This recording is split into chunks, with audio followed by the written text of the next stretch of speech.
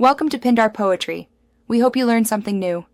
You begin by opening Google Pay and signing into the Google account you use for banking. Once done, tap Profile then Payment Methods to add a bank account. Enter your bank details and select the correct account type. This verifies where money will move.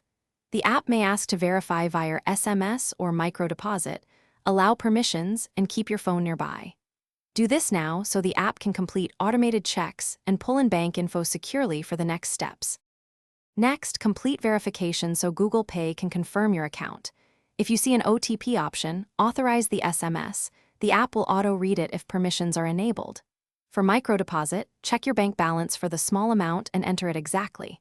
In markets using UPI, create or confirm a UPI PIN. This secures sending money.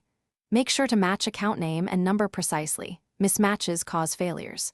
Once verified, your account appears under Payment Methods, ready for transfer. To finish, choose the newly linked account as default for payments or enable autopay where needed.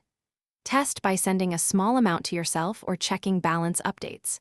If linking fails, first confirm your account details and that your bank supports Google Pay linking. Then verify SMS and phone permissions. If problems persist, wait 24 hours, then remove and re-add the account, or contact your bank for blocks or holds. That resolves most issues. Thanks for watching. Consider subscribing if we helped you.